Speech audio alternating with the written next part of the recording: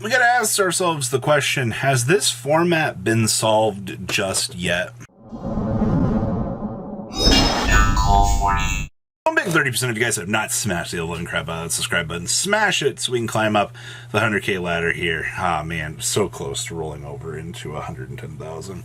So I want to talk about the format as we head on into Euros in the upcoming time frame here, because a lot of people are looking at this format and they're like, oh, the format has been pretty much solved. And I do kind of agree with that to an extent. What is very interesting as we're heading into week 3 here of this format, as you continue to see more regional breakdowns and more of the information out there, you do see that in very certain areas that Tearlaments is starting to fight back against Sprite. Now, Sprite has, like I said, in a lot of dominating fields right now, been the go-to deck for this format. Like, well, let's be honest. Like, you look at this format, you know, you probably had the same initial thought I did at the beginning. You're like, oh, you know, last format's Power Ceiling, which was Nationals, you saw was just so dominant. Like, Sword Soul was so crazy. And then when you're looking at all these regional breakdowns that we've been posting, I've read, like, the same comments from people. Where's Sword Soul? Where's Sword Soul? Where's Sword Soul? Where's Sword Soul? Where's... Okay, well, I thought, honestly, that something like Sword Soul, you know, all those decks from last format could keep up. Well, Sprite entered into the format and said, surprise, motherfucker! Alright, we're here, and we're going to run this crap, alright? Well. To nobody's surprise, Sprite ended up overtaking the general consensus of the Yu-Gi-Oh! Community. Remember the last time this happened. So now, you look at the format, you're 3 weeks in, and you once again get back to Tearlaments here. Tearlaments is starting to grind out some of these regionals, and now people are starting to figure out, you know, maybe Tearlaments might be the call. And I actually think that that's kind of, it's risk versus reward right now. You know, you look at Sprite. Sprite is a very safe deck to play. Like, in terms of Sprite's, like, construction, it is by far the most consistent out there, all right? But is the reward for it that good? No, the reward is very, very normal in terms of its end board. You know, you make like a Toad, you make like your standard like 2 negates, a Sprite Elf that can revive some bodies. Yeah, that, in my opinion, is a very regular payoff. Where you look at something like the Chad Tearlaments out here that can either end up being something crazy or it can end up being a pretty small reward. All right, and that's kind of the thing that I'm starting to see as more and more players are picking up Tearlaments. It looks like the RNG curve is starting to curve out a little bit more. Now, obviously, none of this matters in a couple of months. When you see the Ishizu deck enter into the format, you know, you see big old buff Ishizu here just bullying the poor Sprite players. I mean, I think a ban list will do that beforehand here. Speaking of ban list, you know, Algae Fibrex, Mystic Mine. You know, you look at the way this format is going right now, and I've seen some Mystic Mine, you know, toxicity. Don't get me wrong, but it's not on the level that it was during Nationals. No. You kind of just take a look at like some of your interactions here, and you see more of these regionals once again throughout the weeks here. Yeah, Mystic Mine has shown its ugly head, but like the only reason why Mystic Mine's having success rates right now is because the power ceiling for, you know, like Sprite is so high. The thing right now with Sprite is like it sets up a board, it consistently, like every game it goes, okay, me do same thing now, okay, me done.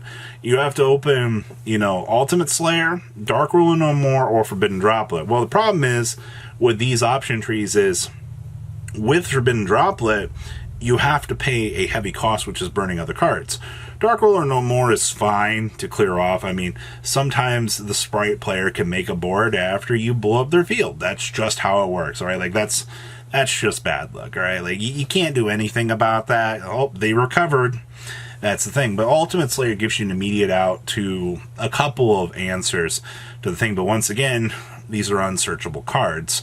Meanwhile, the Sprite player just literally one card full comboed you.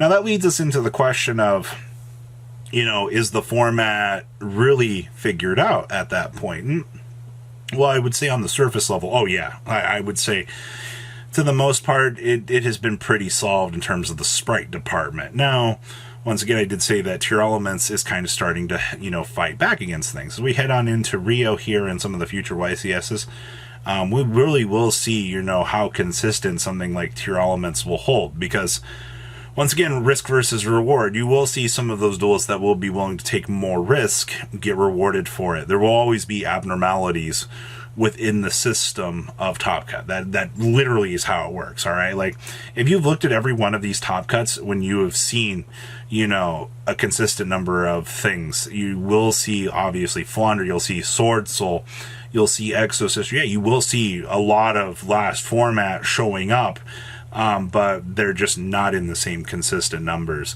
that they once were. So how are these decks kind of aiming to like counteract what's going on here? Well, I think the biggest interesting thing was Drytron out of Tinley Park this past weekend here, which you'll see that list sometime soon if you haven't already seen it on YouTube.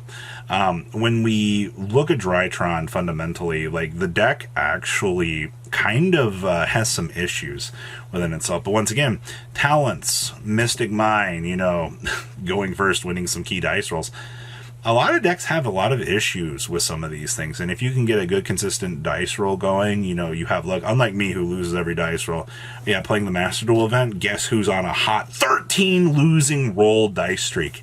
Hi, that's me. I've lost 13 dice rolls in a row for coin flips in order to go first. Only me, by the way.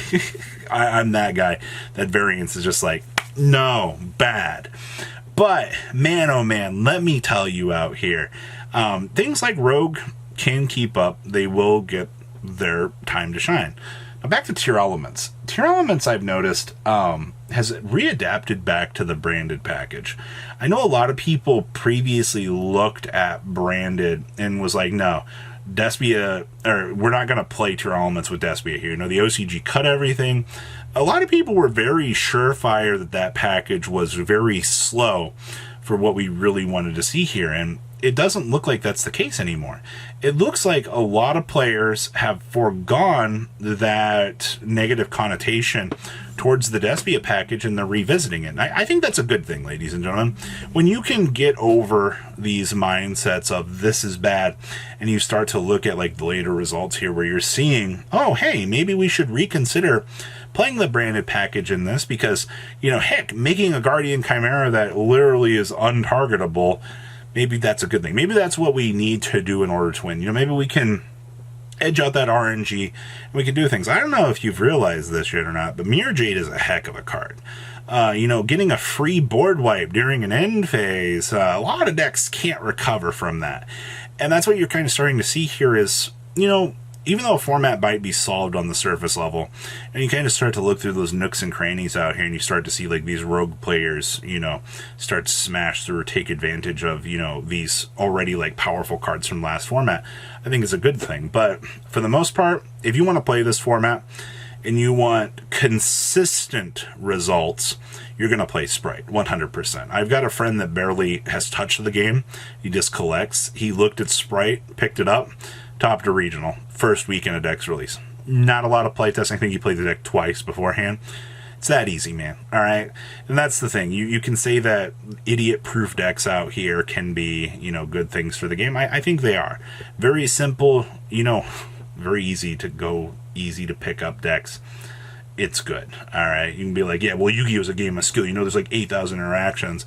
Well, if I can pick up Sprite, read the cards, and go, shit, this is good, your argument's kind of invalid. Now, in certain complex interactions where, you got D-shifter and you're like, I don't know what to do for this, that's kind of where you'll be pressured. But if you're picking up Sprite to go smash locals, you're probably going to have a good, consistent time out there. So my question to you guys is the format solved?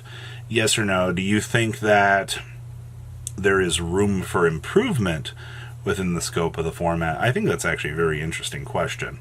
Obviously you'll always hear the one guy in my comment section go, well, I won locals with X Rogue deck. I mean, that's cool, man. You probably only have 1 to 2 Sprite players running around, and they might be bad with the deck. It happens. Alright, but please, leave a comment down below. Tell me what you guys think. Make sure you guys smash the living crap out of that subscribe button, as per usual, and I'll see your beautiful faces back here in the day, guys. Peace. Patrons. Thank you.